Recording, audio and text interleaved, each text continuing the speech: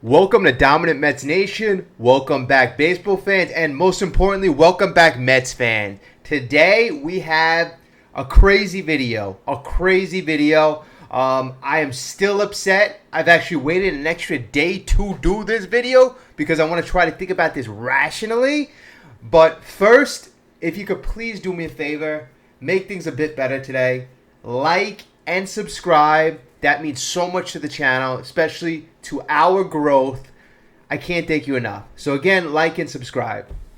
All right, so today's video is going to be about Edwin Diaz. Edwin Diaz. Okay? Also, we're going to look at the Mets, what they're going to do this season without Edwin Diaz. Okay, I am very, very disturbed by this injury. I'm going to go over why. But the WBC, and I've been saying this, I have a couple videos in the past that I've been doing. The biggest thing the Mets have to worry about is injuries in the WBC. They have had a couple of their best players going, and now I got to say, their most valuable player on the team, the best player in Major League Baseball, Edwin Diaz, is gone. Gone. Didn't even get hurt playing baseball. He got hurt celebrating. So even to pour more salt into the wounds of Met fans, the guy, he didn't get hurt on the mound. He got hurt after the game in a celebration. All right, so I'll give you what I think about that momentarily. But, I mean, if you think about this whole scenario, you think this is so Mets-like. First, we have Quintana getting injured. Now we have our best pitcher getting injured. We've had a couple minor injuries here and there. Obviously, none bigger than Edwin Diaz. But what is going on? Could we survive this? How is the season going to be different? In my opinion, it is going to be vastly different. If you remember last year, there were so many times Edwin Diaz came in against the best hitters. Sometimes he came in the 8th inning. Sometimes he even came in the 7th inning. He was such a valuable weapon because he was so damn lights out. He had such an elite season. A season I've never seen a relief pitcher pitch like this. Especially a Mets closer. Especially Edwin Diaz. I mean, the guy just turned it up to another level and poured more salt on the wound. It's the first year of this huge contract you just gave him. You just gave this guy $100 million. So you know what the first thing happens? He goes to the WBC. I know these guys want to represent their country. I know it. I like watching the WBC as well. But you gotta weigh, is it worth it?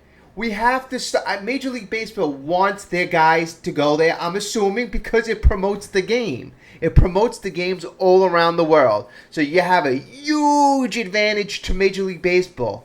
But to the teams, you got such a big risk. So, I'm thinking this has to be something done because over the course of the season, this is even not good for Major League Baseball. Now they're going to lose a premier closer. The New York Mets, instead of over 100-win team, I figure Edwin Diaz was good for at least 5 or 6 wins, maybe even more than that. Because there's nobody in his category. I mean, David Robinson's a nice player, but putting him in the closer position at 30 years old, that doesn't make us good. Obviously, you lose Edwin Diaz, you're going to be worse off. But we didn't have anywhere close to a good option as a backup. I mean, Robertson and Ottavino in the 8th inning, that's fine, that's good. That's a good situation. But putting those guys in the 9th inning, them being at that age, I don't feel comfortable about that at all. I'm very concerned. And just to get back to Major League Baseball, if Major League Baseball wants guys in the top 50 or top 25, there has to be something. If these guys get injured, I expect Major League Baseball to personally compensate the teams. That means give the Mets a compensatory pick in the first round.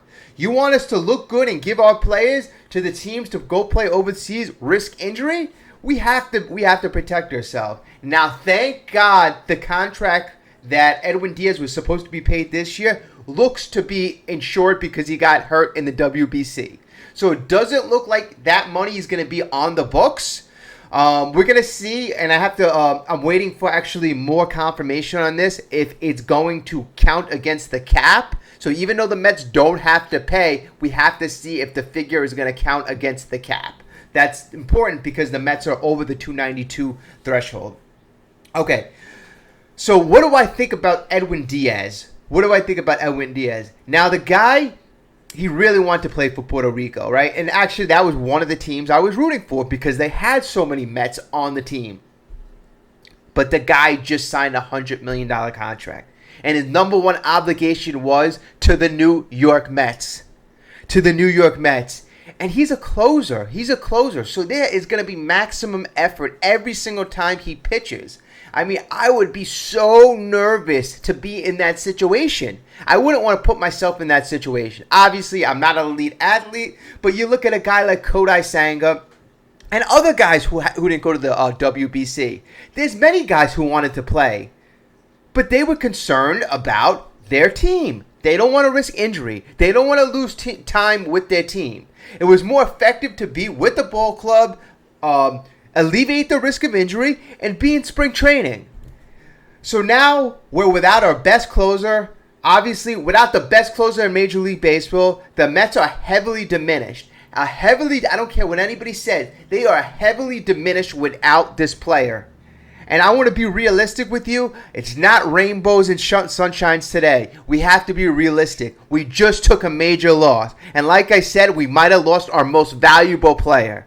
And our second most valuable player, it might be a little debatable, but Francisco Lindor is on that team too.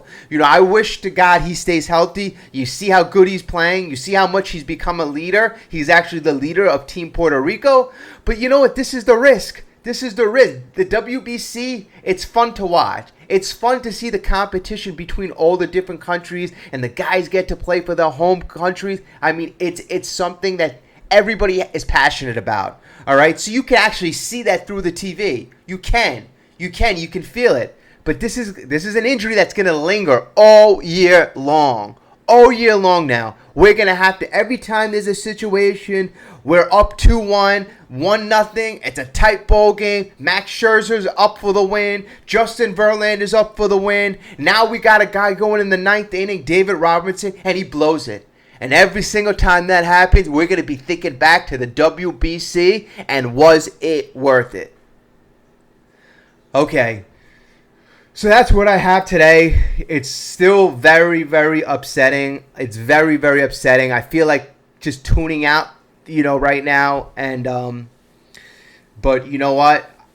I'm just going to see what happens. If Steve Cohen is listening, if you want to make it all better, if you want to alleviate the pain, go get Shohei Ohtani. That's the only thing right now that can alleviate the pain. All right, and I saw the tweet that Steve Cohen left about Edwin Diaz. It was a nice tweet. It exemplified how the Mets fans feel, but it's tough. It's a really tough thing to deal with, and we hope to God nobody else gets injured, especially a season-long injury.